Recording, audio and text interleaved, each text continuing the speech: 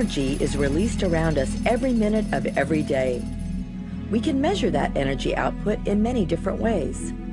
For instance, one way is by measuring the amount of work that is completed in a period of time, by horsepower, pounds of thrust, tons of explosives. Astronomers could measure the energy output of stars in watts, but the numbers quickly become so large they would be incomprehensible. The sun, for example, puts out an incredible 10 to the 26 watts of power, trillions of times the total energy needs of our entire planet. Astronomers use the energy output of our sun as a standard unit for the energy output of all astronomical objects. This unit is referred to as a solar luminosity. The sun, of course, has one solar luminosity, while a particularly hot and massive star might have as much as 10 million solar luminosities. The Milky Way galaxy, comprised of hundreds of billions of stars, has a luminosity of 10 billion suns. And yet this energy output is minuscule compared to that of some exotic galaxies in the universe.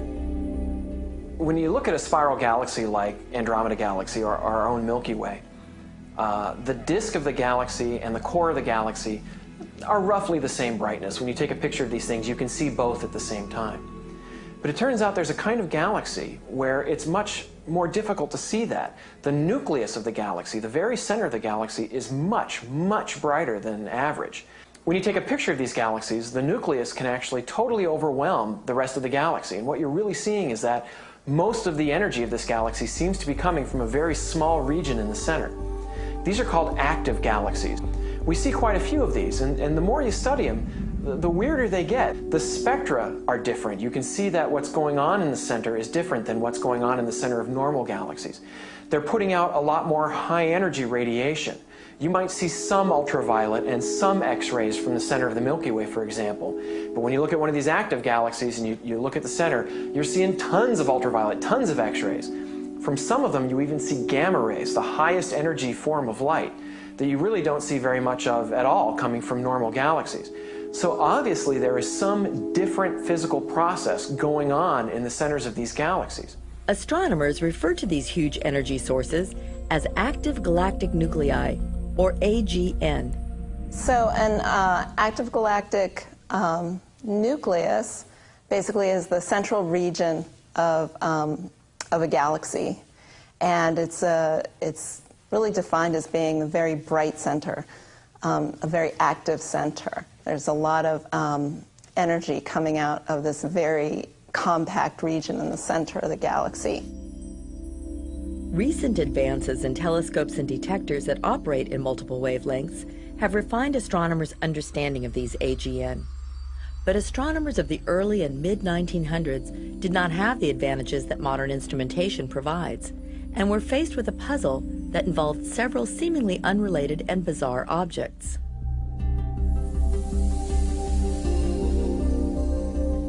In the early 40s, Carl Seifert, working at Mount Wilson Observatory, discovered that some galaxies had very bright centers, and that these centers showed interesting spectral signatures. They showed very strong emission lines, and sometimes very broad emission lines, which aren't seen in other galaxies.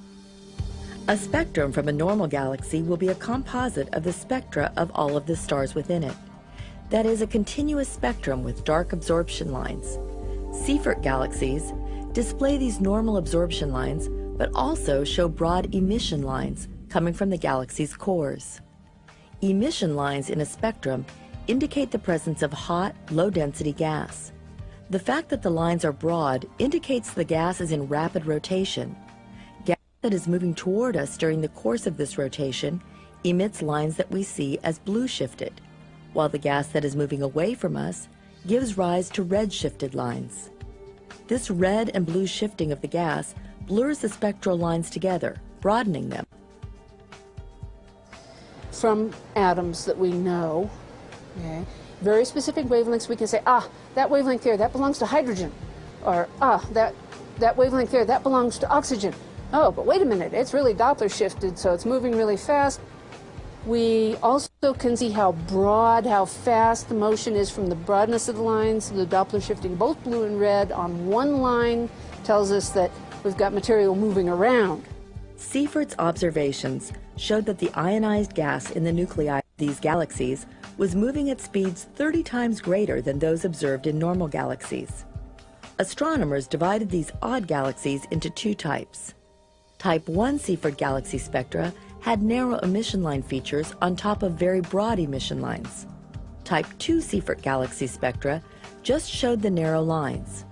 Clearly, both types of Seifert galaxies had a big energy source in their cores to be able to excite the gas. But what this source would be was a mystery. Then more pieces of the puzzle were found.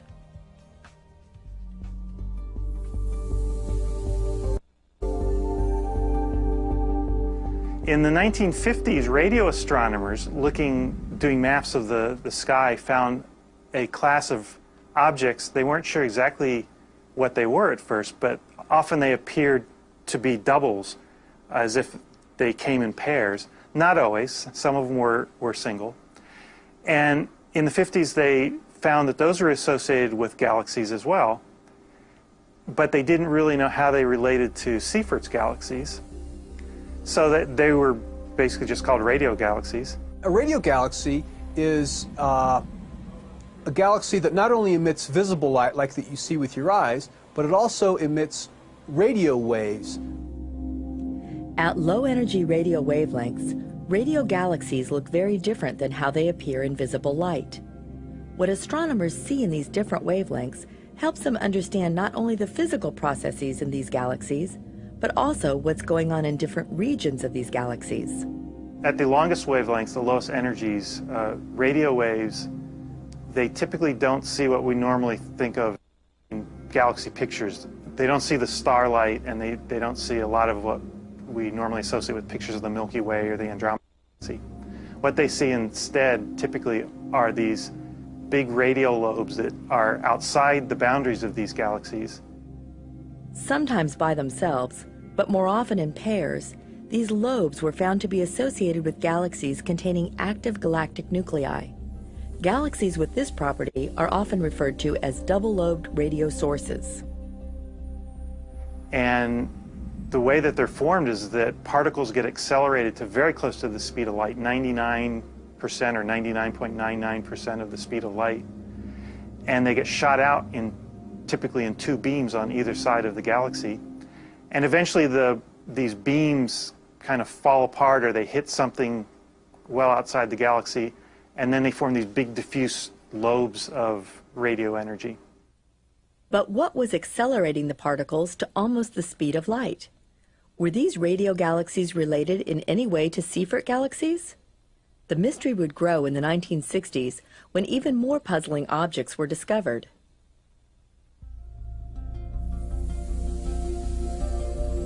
In 1960, two astronomers discovered a strong radio source in the constellation of Virgo.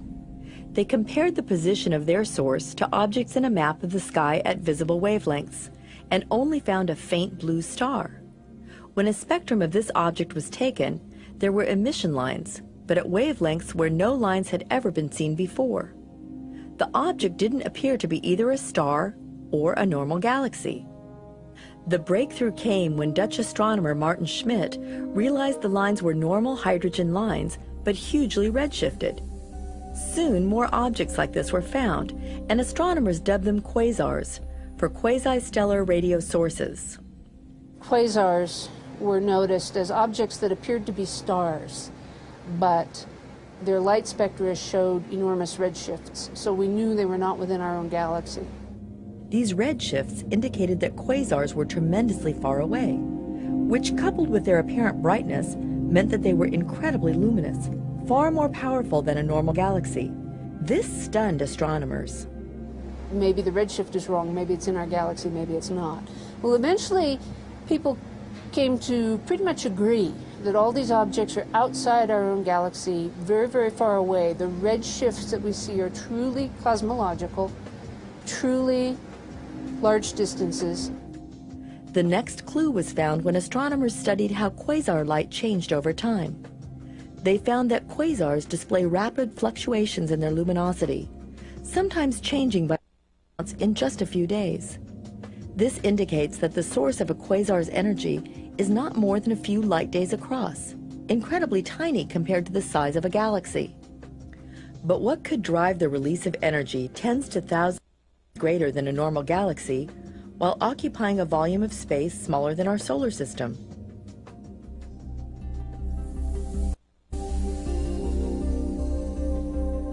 Astronomers found that the only object capable of generating that much energy is a black hole. It is possible for black holes to generate light, and lots of it. But that light doesn't come from the black hole itself, it comes from the material falling into it.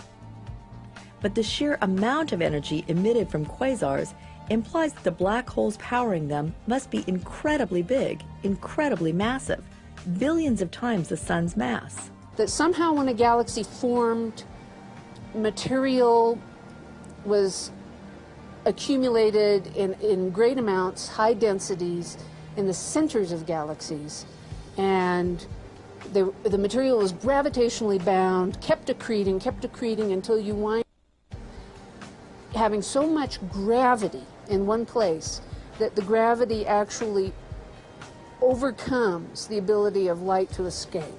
Then you get a black hole. Well, there's no really upper limit to how much material you can keep accreting in there. So what we're talking about is something that is maybe hundreds of thousands to 1 million or more times the mass of the sun, all located at the very center of a galaxy and taking up space that is of the order of solar systems in size. The black hole itself doesn't actually produce that much energy, but it's the gravitational pull of the black hole that is converted into energy that we can see. And how it does this is that the gas and dust surrounding the black hole coming down, caught in that gravitational field, orbiting and gradually spiraling in toward where that supermassive black hole is. The material is just atoms, and these atoms start colliding and crashing into each other because they're being put down into, they're funneling down into this high density region. And atoms are just whacking each other every place, and as they whack each other, they knock their electrons off, they strip their electrons off. Occasionally an electron will find another atom and recombine with it, and it lets off electromagnetic radiation. And that's what's shining. It's actually the environment of the supermassive black hole. Now, there are several parts to the environment. The very inner part, what's you'll usually hear referred to as the accretion disk, that's the material that's directly falling into the black hole. And that's very deep in the gravity and has a lot of interesting general relativistic effects. But one thing that it does apparently is it, in some cases, shoots out from its poles highly energetic particles. These are what emit the gamma ray radiation, they emit the radio radiation, and some of the X-ray radiation from these jets. And they're those jets of particles provide the big giant radio lobes seen in a lot of quasars. The optical light comes from farther out in what might be kind of a thicker disk that's feeding the accretion disk, but is, in a sense, kind of more normal physics. There's not a lot of general relativity going on out in those sections. And it's lower energy because it's not as deep into the gravity of the black hole. Even further out are probably regions that produce the infrared where there's a lot of dust. These can be out into what we would consider the inner portions of the galaxy disk itself. They have a lot of dust because it hasn't been destroyed by the harsher environments inside and closer to the supermassive black hole. So each different type of active galaxy is thought to be powered by a supermassive yet extremely compact black hole. But why then do they all appear to look so different from one another? Astronomers were pretty baffled. They were totally bewildered by just the gross number of active galaxies and how all different they were. And what happens is that in most sciences, the key to understanding different phenomena is to simply observe as many different kinds as you can. You catalog them. You just observe one after the other and look for the characteristics that are similar. The same way a zoologist might look at different types of animals. You know, what does an elephant and a house cat have in common? Well, not much, but when you look at them, you think, well, they both have 4 legs, they're both furry animals, they both have 4 chambered hearts, all of these types of things. You start to get a feel for what a mammal is. You have a unified family of animals that you can classify them in and figure out more about them, these similar characteristics. Well, the same thing happens in astronomy as well. We observe these objects, we observe these active galaxies, and 2 of them may look totally different. But somebody's going to get the right perspective, and in this case, literally the right perspective. All active galaxies are powered by supermassive black holes, their huge luminosity coming from the accretion disks surrounding the black holes. But the differences seen by astronomers from galaxy to galaxy were due to our viewing angle of those disks. We don't always see exactly the same viewpoint when we're looking down at the active galactic nuclei. If you can think about it, if you just sort of took a bunch of CDs and threw them up in the air, some of them you'd probably see edge on, and some of them you'd see at an angle like this, and some of them you'd see pretty much face on.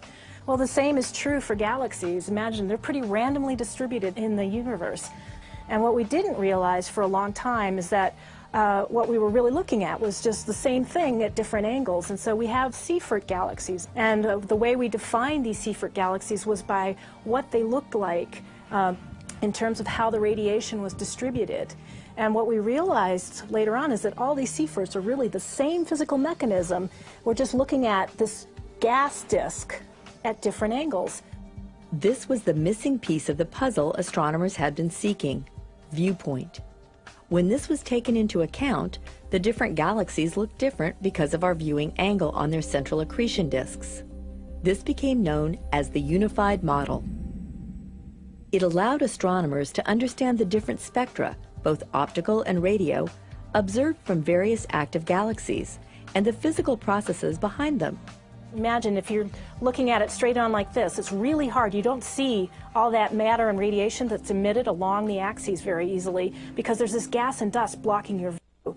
Whereas if you're at an angle, you might be able to see a little bit of it coming towards you because you get a little bit less blockage this direction, but you don't see anything behind it.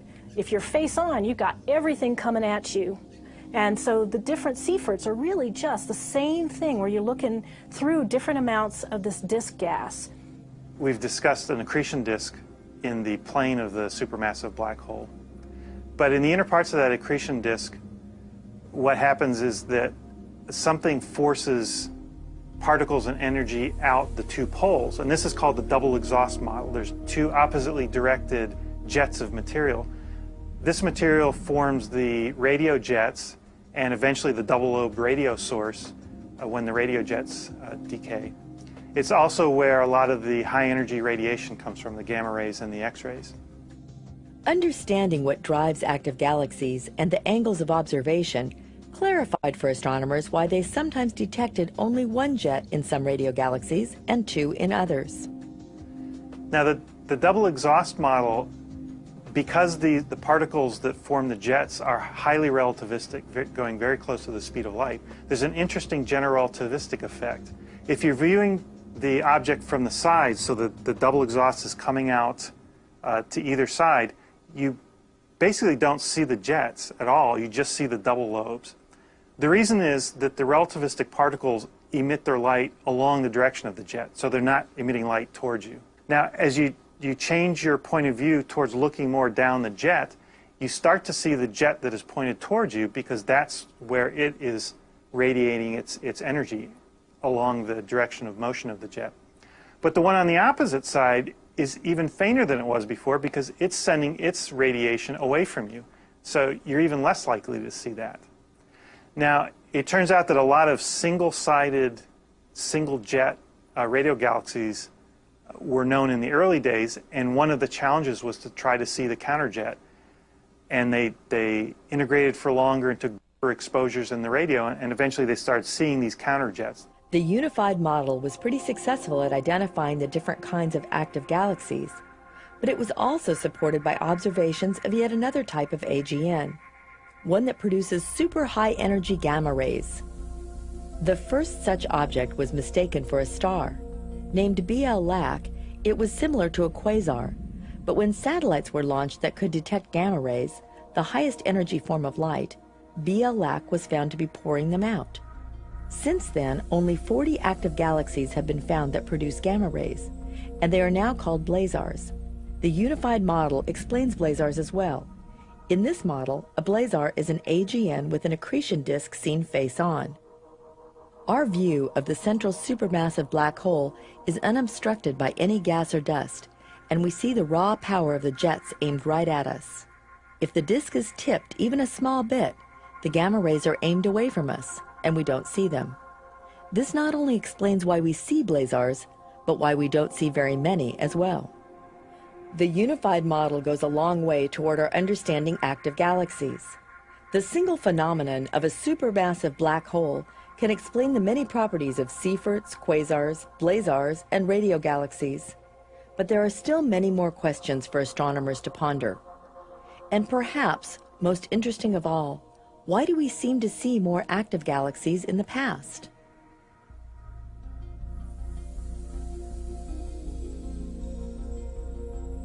Although some active galaxies are nearby, we see many more at a great distance, indicating there were more AGN in the past when the universe was younger and fewer today. Why should this be?